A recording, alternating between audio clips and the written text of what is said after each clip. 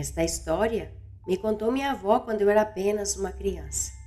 Ela me disse que vivia em um povoado onde tinham muitas fazendas, mas era um lugar solitário, dedicado ao campo em sua totalidade. Ela vivia em uma casa pequena no sítio da minha bisavó. Ao lado, tinham muitas plantações, na qual eles cuidavam pela noite, porque ali sempre passavam coisas estranhas. Perto de onde viviam, passava um rio, e do outro lado vivia uma amiga da minha mãe, uma jovem de apenas 17 anos. Recém-casada, naquela época ainda se roubavam as noivas e se casavam com elas de madrugada. A moça estava grávida, era muito amável e muito ativa.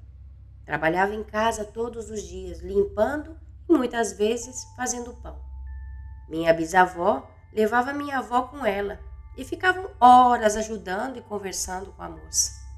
Passado um tempo, nasceu o bebê, um menininho que veio cheio de saúde. Inclusive, ao entrar na casa, cheirava a bebê e a leite. Se passou um mês desde que nasceu o bebê, e um dia, como tantos, minha avó e sua mãe baixou até a casa da moça para levar pão e algumas frutas. Mas a moça ainda estava dormindo. Então minha avó e sua mãe, ao escutarem o bebê chorar, decidiram entrar na casa e encontraram a moça dormindo profundamente e o bebê ali chorando. Elas então acordaram a moça, que estava profundamente esgotada.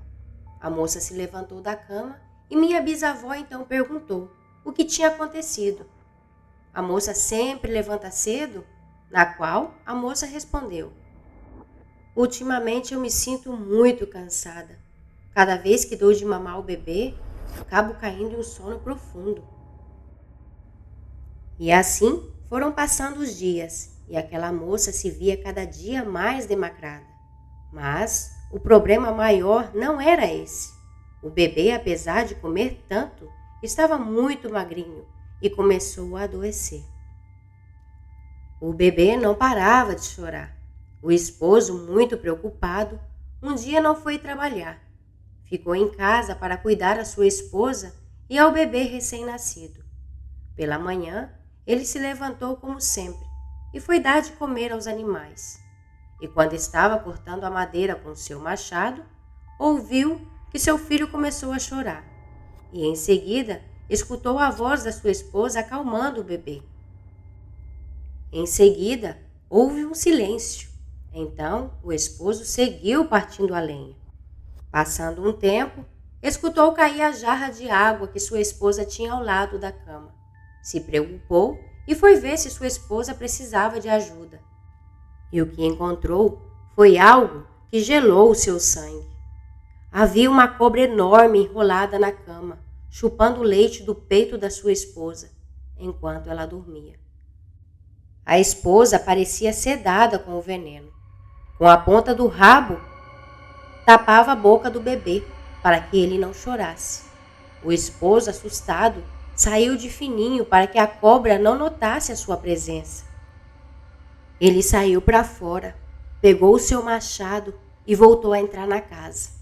A cobra virou e viu ele. Ela tinha uma expressão de susto, de como se não contasse com a presença do esposo ali. O homem deu 3 machadadas naquela cobra. Ela mal se podia mover de tão gorda que estava. O esposo esperou a cobra se desenrolar da esposa e do bebê e cortou a cabeça da cobra. Pegou os pedaços e jogou fora da casa.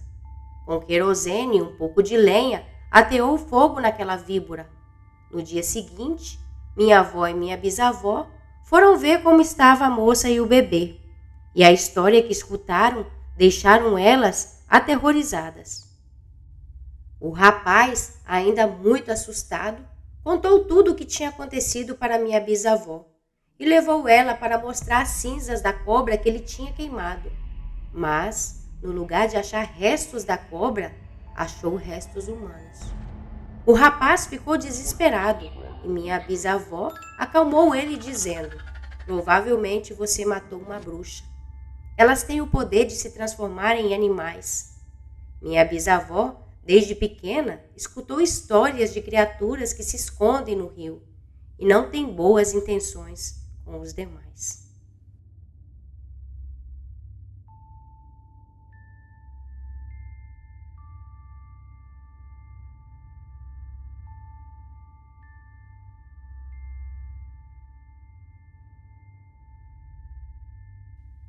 Pedro tinha 25 anos e morava sozinho em um apartamento comum na cidade. Uma noite, ele ouviu gritos e socos, mas não se assustou porque era noite de Halloween. Ele estava preocupado porque desde que ele tinha se mudado para aquele lugar, ele era o único inquilino daquele bloco. Justo às 12 da noite, alguém bateu na sua porta. Pedro pensou, já é tarde para as crianças pedirem doces. Abriu a porta e na frente dele estava uma mulher. Pedro se surpreendeu. Ela parecia cansada e estava com a cara toda machucada. Ela perguntou a Pedro se poderia ficar na casa dele, porque seu marido tinha batido nela e na manhã seguinte sua família iria buscá-la. Ele não se recusou. A deixou entrar e ofereceu o seu sofá para que ela pudesse descansar confortavelmente. Ela agradeceu a ele esse pequeno gesto e foi dormir. No dia seguinte, quando Pedro ia fazer o café da manhã para ambos, ele viu que no sofá não havia ninguém. A mulher tinha ido embora. Não lhe pareceu estranho. Talvez a família dela tinha ido buscar ela muito cedo e agora ela estaria denunciando o marido. Mas Pedro estava muito enganado. Quando foi meia-noite, outra vez a mulher apareceu na sua porta. Pedro já estava perturbado. A mulher não contava nada sobre o marido. Ela apenas se recusava a falar. Deitava no sofá e ia descansar. Na noite anterior, os gritos desesperados da mulher e o estado crítico em que ela chegou o fizeram pensar que logo o marido iria matá-la. Então Pedro tomou uma decisão. Decidiu ir ele mesmo até a polícia fazer a denúncia. E grande foi a sua surpresa quando os guardas e vizinhos lhe disseram que o que ele dizia era impossível, que essa mulher não poderia ficar em seu apartamento, porque ela tinha morrido há mais de um ano. Seu marido a tinha assassinado.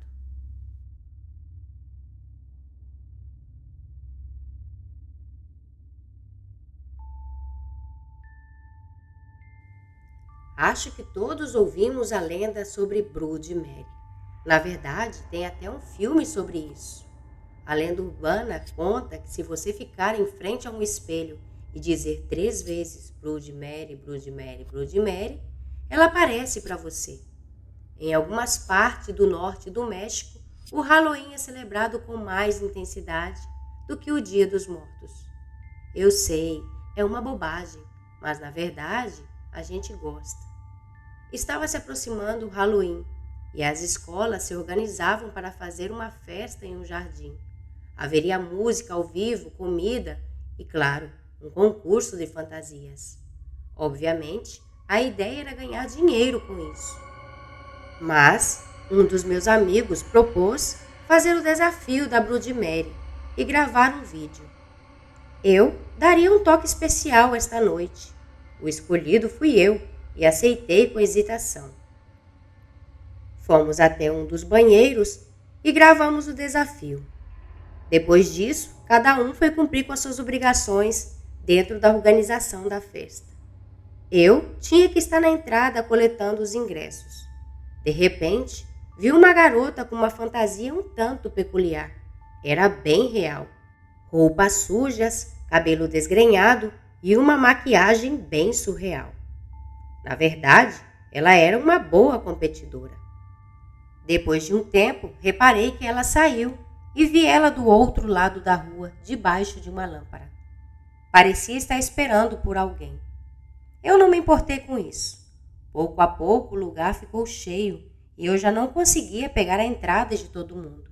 Assim que decidi abrir as portas e deixar todo mundo entrar e fui me divertir com meus colegas.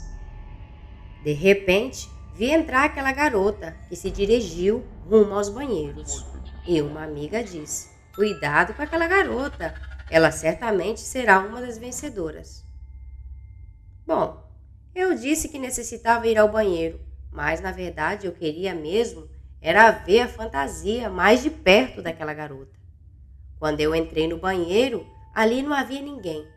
Fiquei meio confuso, mas não dei muita importância. Decidi voltar para a festa. Eu não voltei a ver aquela garota. No final da festa, meus amigos ficaram para limpar o local. Eu estava muito cansado. Disse adeus e fui embora para minha casa. Até que comecei a sentir a companhia de alguém.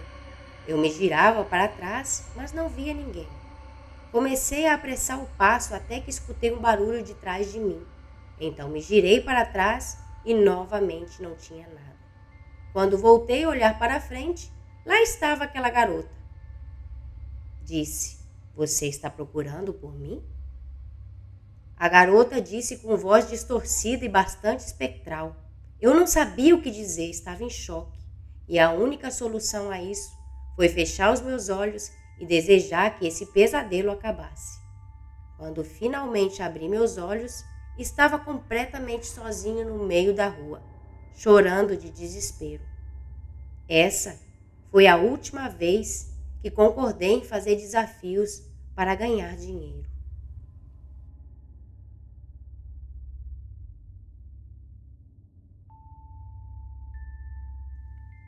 Sou um amante leal do Halloween e também do Dia dos Mortos.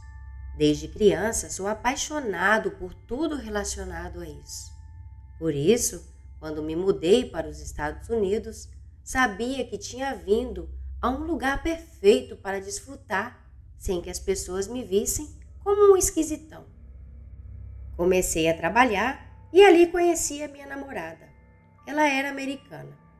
Em outubro, eu já estava morando com ela em uma pequena casa em um bairro consideravelmente tranquilo. Como bom mexicano, acostumado ao espaço, nunca me acostumei a viver na cidade. A tradição do lugar era a mesma de todos os subúrbios: arrumar as casas com a decoração do Halloween e concorrer contra os vizinhos. Esse foi o nosso primeiro ano naquela casa. Gastamos muito dinheiro para ter a casa como queríamos. O 31 de outubro chegou e queríamos que as crianças levassem um bom susto. Então, preparamos uma espécie de armadilha. Lá fora, na entrada, a decoração incluía o mais normal. Mas o plano era simples. Deixaríamos uma vela acesa na entrada da casa com um bilhete que diria: "Se você quer seus doces, apague a vela." Quando as crianças apagassem a vela, ficariam completamente na escuridão. Minha namorada sairia pela porta com uma maquiagem de caveira e quando as crianças corressem, eu sairia pela outra porta para assustá-las no jardim. Talvez fosse uma brincadeira pesada, mas tínhamos que tentar. A noite caiu e pouco a pouco vimos todos aqueles pequenos andando pelo bairro. Nos preparamos para a função, mas esperamos e esperamos e ninguém foi além do corredor. Ninguém se atreveu a apagar a vela. Que medo as crianças daqui tinham, eu pensei. As horas foram passando e de repente observei um grupo de crianças na frente da casa. Eles estavam dando risada da nossa decoração. Vi eles entrar e me preparei e corri para a porta da garagem. E disse à minha namorada que tínhamos algumas vítimas e ela se preparou para assustá-las. As crianças ficaram paradas e correram para fora nem sequer sem soprar a vela. Frustrados porque o plano estava dando errado, decidimos acender as luzes do lado de fora e tirar a vela e o cartaz. Saindo de casa, descobri a razão pela qual ninguém nos pedia doces. Sangrando na varanda da nossa casa, tinha um vagabundo com uma faca enfiada no peito. A gente não tinha visto ele chegar, mas ele estava muito perto da vela, e isso assustava todas as crianças que entravam para pegar doce. A maioria das pessoas que passavam pela nossa casa pensavam que aquele homem ali, todo cheio de sangue, fazia parte da nossa decoração macabra. Mas, nem mesmo nos meus sonhos mais distorcidos, eu teria coragem de assustar as crianças com algo assim.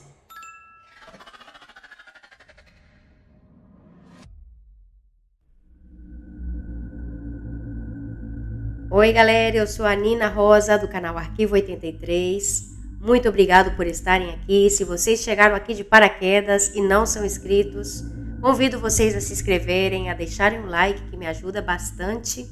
E espero que vocês estejam se divertindo com essas histórias de terror de Halloween.